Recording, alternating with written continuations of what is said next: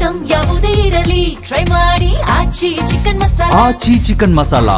ತಮಿಳುನಾಡು ಚುನಾವಣೆ ಅಖಾಡದಲ್ಲಿ ಅಣ್ಣಾಮಲೈಗೆ big shock. Delhi, Punjab ಸೇರಿದಂತೆ ಹಲವೆಡೆ ಭೂಕಂಪನಕ್ಕೆ ಬೆದರಿದ ಜನ.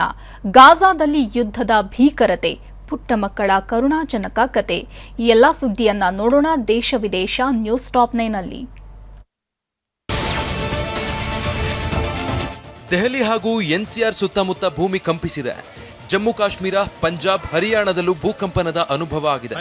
ಭೂಕಂಪನದ ಅನುಭವ ಆಗ್ತಿದ್ದಂತೆ ಜನ ಬೆಚ್ಚಿ ಬಿದ್ದಿದ್ದಾರೆ. ಭೂಕಂಪದ ತೀವ್ರತೆ ರಿಕ್ಟರ್ ಮಾಪಕದಲ್ಲಿ 5.9ರಷ್ಟು ದಾಖಲಾಗಿದೆ. ಪ್ರಬಲ ಕಂಪನದ ಕೇಂದ್ರ ಬಿಂದು ಅಫ್ಘಾನಿಸ್ತಾನದಲ್ಲಿದ್ದು ಭೂಮಿಯ ಮೇಲ್ಮೈಯಿಂದ ಸುಮಾರು 175 ಕಿಲೋಮೀಟರ್ ಆಳದಲ್ಲಿದೆ ಎನ್ನಲಾಗಿದೆ. ತಮಿಳುನಾಡು ವಿಧಾನಸಭಾ ಚುನಾವಣೆಗೆ ಬಿಜೆಪಿ ಅಭ್ಯರ್ಥಿಗಳ ಪಟ್ಟಿ ರಿಲೀಸ್ ಮಾಡಿದೆ. ರಾಜ್ಯದಲ್ಲಿ ಅಸ್ತಿತ್ವವನ್ನು ಬಲಪಡಿಸುವ ಉದ್ದೇಶದಿಂದ ಬಿಜೆಪಿ ಗೆಲ್ಲುವ ಅಭ್ಯರ್ಥಿಗಳನ್ನು ಆಯ್ಕೆ ಮಾಡಿದೆ. ಬಿಡುಗಡೆ ಮಾಡಿರೋ ಪಟ್ಟಿಯಲ್ಲಿ ತಮಿಳುನಾಡು ಬಿಜೆಪಿ ಮುಖ್ಯಸ್ಥ ಅಣ್ಣಾಮಲೈಗೆ ಪಕ್ಷ ಟಿಕೆಟ್ ನೀಡದೆ ಶಾಕ್ ನೀಡಿದೆ. ಅಣ್ಣಾಮಲೈ ಬಿಜೆಪಿಯಿಂದ ಹಾಲಿ ಶಾಸಕಿ ವನತಿ ಶ್ರೀನಿವಾಸ್ ಪ್ರತಿನಿಧಿಸುವ ಕೊಯಮತ್ತೂರು ಕ್ಷೇತ್ರ ಬಯಸುತ್ತಿದ್ದಾರೆ ಎಂದು ಹೇಳಲಾಗಿತ್ತು. ಆದರೆ ಬಿಜೆಪಿ ಪ್ರಕಟಿಸಿದ ಅಂತಿಮ ಅಭ್ಯರ್ಥಿ ಪಟ್ಟಿಯಲ್ಲಿ ಅಣ್ಣಾಮಲೈ ಹೆಸರು ಮಾಯವಾಗಿದೆ. ಪಶ್ಚಿಮ ಬಂಗಾಳದಲ್ಲಿ ಆಡಳಿತಾರೂಢ ಟಿಎಂಸಿಗೆ ಚುನಾವಣಾ ಆಯೋಗ ಶಾಕ್ ನೀಡಿದೆ. ಟಿಎಂಸಿ ಜೊತೆ ನೇರವಾಗಿ ಸಂಬಂಧ ಹೊಂದಿರುವ 1000ಕ್ಕೂ ಹೆಚ್ಚು ವ್ಯಕ್ತಿಗಳ ಭದ್ರತೆಗಾಗಿ 2100ಕ್ಕೂ ಹೆಚ್ಚು ಪೊಲೀಸರ ನಿಯೋಜನೆ ಮಾಡಲಾಗಿತ್ತು. ಇದಕ್ಕೆ ಚುನಾವಣಾ ಆಯೋಗ ಆಕ್ಷೇಪ ವ್ಯಕ್ತಪಡಿಸಿದ್ದು, ಕೂಡಲೇ ಕ್ರಿಮಿನಲ್ ಪ್ರಕರಣಗಳನ್ನು ಹೊಂದಿರುವ ರಾಜಕಾರಣಿಗಳಿಗೆ ಭದ್ರತೆ ವಾಪಸ್ ಪಡೆಯುವಂತೆ ಪೊಲೀಸ್ ಮುಖ್ಯಸ್ಥರಿಗೆ ನಿರ್ದೇಶನ ನೀಡಿದೆ.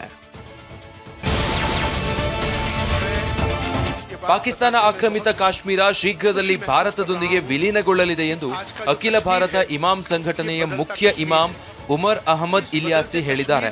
ಕಾಶ್ಮೀರದಲ್ಲಿ ನಿಂತುಕೊಂಡು ನೆರೆಯ ದೇಶಕ್ಕೆ ಒಂದು ಮಾತು ಹೇಳಲು ಬಯಸುತ್ತೇನೆ. ಭಾರತದ ಅವಿಭಾಜ್ಯ ಅಂಗವಾಗಿರುವ ಪಿಒಕೆ ಖಂಡಿತ ಭಾರತದ ಜೊತೆ ವಿಲೀನಗೊಳ್ಳಲಿದೆ.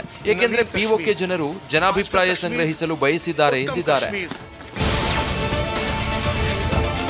ರಾಜ್ಯಸಭೆಯ ಉಪನಾಯಕ ಸ್ಥಾನದಿಂದ ಆಮ್ ಆದ್ಮಿ ಪಕ್ಷ ರಾಘವ್ ಚಡ್ಡಾರನ್ನ ಕೆಳಗಿಳಿಸಿದ್ದು ರಾಜಕೀಯದಲ್ಲಿ ಕಂಪನ ಎಬ್ಬಿಸಿದೆ. ಸಂಸದ ರಾಘವ್ ಚಡ್ಡಾ ಮೊದಲ ಬಾರಿಗೆ ಪ್ರತಿಕ್ರಿಯಿಸಿದ್ದಾರೆ. ನನ್ನನ್ನು ಮೌನಗೊಳಿಸಲಾಗಿದೆ, ಆದರೆ ಸೋತಿಲ್ಲ. ಇದು ಆಮ್ ಆದ್ಮಿಗೆ ನನ್ನ ಸಂದೇಶ ಎಂದು ಚಡ್ಡಾ ಎಕ್ಸ್ ಖಾತೆಯಲ್ಲಿ ಪೋಸ್ಟ್ ಹಾಕಿದ್ದಾರೆ. ಸಮಸ್ಯೆಗಳನ್ನು ಎತ್ತೋದು ಅಪರಾಧವೇ, ನಾನು ಮಾಡಿದ್ದು ತಪ್ಪೇ ಎಂದು ಹೇಳಿದ್ದಾರೆ. ಈ ಟೂರ್ನಿಯ 2ನೇ ಪಂದ್ಯದಲ್ಲೂ ಸೋಲು ಅನುಭವಿಸಿದ ಚೆನ್ನೈ ತಂಡ. ಶ್ರೇಯಸ್ ಅಬ್ಬರದ ಬ್ಯಾಟಿಂಗ್ನಿಂದ ಪಂಜಾಬ್ಗೆ ಜಯ.